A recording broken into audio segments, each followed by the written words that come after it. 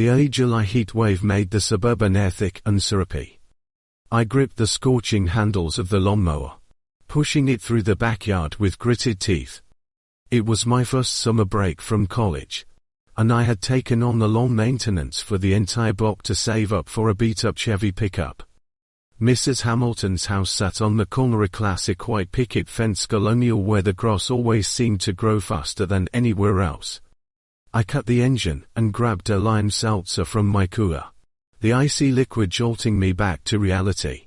It was 2 p.m., and the street was so silent that the only sound was the rhythmic, distant chee-chee-chee of a neighbor's sprinkler. When I restarted the mower, I noticed a dark, damp patch in the center of the lawn. It was bizarre. It hadn't rained in days, and the sun was intense enough to crack the soil. I stepped on it with my sneaker, and the ground gave way like a soaked sponge, surging with ice-cold water that instantly drenched my sock.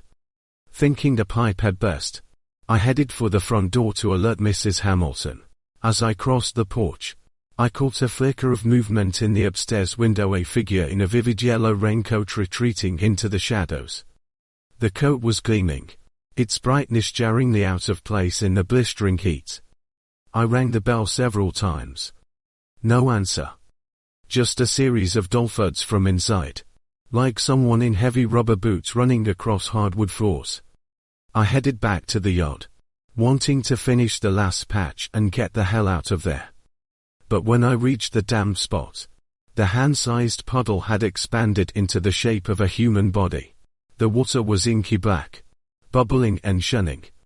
I leaned over, and in the dark reflection, I didn't see my own face. I saw the figure in the yellow raincoat standing directly behind me, clutching a pair of rusted garden shears. I spun around. Nothing. Just the sun-bleached fence shimmering in the heat. But a localized chill clung to the back of my neck like a parasite. I scrambled to pack up the mower and haul the grass back to my truck. As I fumbled with the keys, I glanced in the rearview mirror. Mrs. Hamilton's backyard was now littered with hundreds of damp, dark silhouettes, each one shaped like a struggling human body. But the real terror was right under my feet. A pool of inky black water was slowly seeping out from the floor mat of my back seat, with a few fresh blades of grass floating on the surface. I slammed the truck into gear and tore out of that neighborhood, leaving my pay behind. I haven't picked up a mower since. The summer I turned 9, my world revolved around popsicles, skateboards, and the rhythmic jingle of the neighborhood ice cream truck. One afternoon, my best friend Ryan and I were racing our boards down the suburban side streets. The afternoon sun filtered through the towering maples, casting fractured patterns of light across the asphalt. Ryan pointed to an abandoned house on the corner, a place that had been vacant as long as I could remember, and suggested we break in. Word on the street was the previous tenant had left behind a mountain of old comic books. The lawn was long forgotten, choked with weeds that stood chest high. We picked the lock on the back door and slipped into the dust-choked kitchen. The air inside was parched, heavy with the scent of decaying paper. We found a stack of vintage magazines in the living room, and Ryan began digging through them with frantic excitement. That was when I heard it. A faint scuffling from the second floor. It didn't sound like footsteps. It sounded like something hard and heavy being dragged across the floorboards. I tugged on Ryan's sleeve, but he was buried in a superhero annual and didn't look up. I crept toward the stairs. Every step I took elicited an aching creak from the old wood. At the far end of the upstairs hallway stood a massive vanity mirror with a tarnished gold frame. I looked into the glass. The reflection showed an empty hallway, but in the actual space before me, a black wardrobe had appeared out of nowhere. It blocked the bedroom door, emitting a pungent, chemical stench like old embalming fluid. I reached out for the handle, but my hand passed right through the wood as if it was smoke. I let out a strangled yelp and stumbled back, nearly tumbling down the stairs. Below, Ryan was calling my name, his voice sharp with urgency. I scrambled back down, but the living room was empty. Only the scattered magazines remained. Ryan was gone. I tore through the kitchen, the dining room, and the pantry, screaming his name.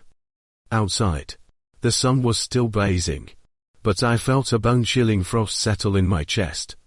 In the entryway, I saw Ryan's skateboard lying solitary in the middle of the floor. Its wheels were still spinning slowly. Rhythmically, I sprinted home to get my dad. But by the time we returned with the police, the house held nothing but a thick, undisturbed layer of dust. Ryan had vanished. The police searched the entire hillside until the end of summer, but they never found a trace of him. The only thing that still haunts me happened that night. As I lay in bed, I heard the distinct sound of skateboard wheels rolling over asphalt outside. I pulled back the curtain and looked down. Under the dim hum of the street impulse, my own skateboard was gliding down the driveway, moving all by itself toward that empty house. The summer sun filtered through the maple leaves lining the highway as I drove my battered, second-hand Ford pickup toward the outskirts of town. The bed was loaded with crates of clothes and the cold cheeseburger remnants of a long drive. My destination was an old timber frame house left to me by my uncle. Since he'd moved south, the place had sat hollow and forgotten for 2 years. I planned to stay for 2 months, escaping the city's roar to focus on my work. As I pushed open the heavy oak door, the stale breath of trap dust rushed to meet me. The floorboards groaned with a parched creak under my every step. I tossed the burger onto the greasy kitchen counter and headed upstairs to check the bedroom. Nightfall in the country brings a silence so heavy it makes your ears burn. Lying on a squeaking mattress, I was just drifting off when a faint scraping sound drifted down from above, the sound of someone dragging their feet in thick socks across the floorboards of the attic. I sat up, staring at the small attic access hatch.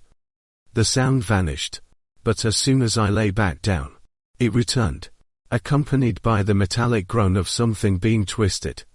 I grabbed a flashlight, hauled a ladder over, and climbed into the attic. It was a graveyard of old furniture draped in white sheets, crouching like beasts in the beam of my light. The source was an ancient vacuum tube radio. The switch was clearly in the off position, yet the speakers emitted a low, thrumming static. I gave the casing a hard slap. The static died. Cursing under my breath, I climbed back down. The next afternoon, while sipping an ice-cold Coke and flipping through the newspaper, the attic stirred again. This wasn't a scraping sound. It was music, vibrant, 1950s jazz wafting through the hollow house, distorted by heavy interference. I dropped the soda and bolted to the attic. The radio's tuning knob was rotating on its own, the needle leaping across the frequency dial until it landed on a channel of pure, ear-piercing shrieks of static. I yanked the power cord from the wall, but the music didn't stop. It grew louder, filling the cramped space until the walls vibrated. Amidst the music, I heard a man's whisper, urgent, frantic, and filled with a suppressed rage. My heart hammered against my ribs. I grabbed the radio and held it through the small attic window. I watched it chatter on the grass below, its guts spilling into the weeds. That night, I decided to sleep on the living room sofa. Around 3 a.m., a delicate clinking came from the kitchen, the sound of someone rummaging through silverware. I gripped a baseball bat and crept toward the noise. The wrapper from my cheeseburger was unfolded on the counter, the half-eaten burger gone. On the floor was a charred, circular burn mark, the exact diameter of the radio's base. A chill crawled up my spine. As I turned to flee, that familiar static erupted from the top of the stairs. I rushed to the living room and saw the radio, the one I had smashed to pieces, sitting perfectly intact in the center of the coffee table. The frayed end of the power cord was twitching on the table like a severed snake. A heavy, wet breathing came from the speaker, followed by a cold, feminine voice. She was mechanically reciting the weather forecast, her tone carrying an inexplicable, haunting sorrow. I lunged forward to smash it again. But before my fingers could touch the casing, a massive jolt of static electricity threw me back, leaving my arm numb and tingling. I collapsed onto the sofa. Suddenly, the broadcast stopped, replaced by the sound of sharp fingernails raking against metal. I looked down. A thick, dark brown fluid was seeping from the seams of the wooden casing. It was viscous, smelling of rot, and it rapidly soaked into the newspapers beneath it. I bolted for the door, jumped into the pickup, and tried to crank the engine. The starter groaned in a futile gasp. The dashboard lights flickered erratically, and the stereo system roared to life at maximum volume, blaring the same static from the attic. I pounded on the dash, trying to cut the power, but the truck seemed possessed. Through the windshield, I looked up at the second-floor window. The radio was sitting on the sill, its amber vacuum tubes glowing in the dark like the unblinking eyes of a predator. I ran back into the house, desperate to grab my wallet and phone and leave on foot. When I entered the living room, I found the furniture had been rearranged into a semicircle, all facing the radio. The device was now broadcasting my own voice, my grumbled complaints from earlier that afternoon, but the speed had been slowed down threefold, turning my words into a guttural, demonic drawl. I froze. Behind the radio, a shadow appeared on the wall. It had no physical source. The shadow hand reached out and slowly turned the radio's knob. As the knob clicked, my vision began to fracture. A high-frequency ringing drowned out the world. I tried to scream, but only static tore from my throat. Horrified, I looked down at my hands. Rows of tiny frequency scales were erupting beneath the surface of my skin. My fingernails were hardening and darkening into black plastic knobs.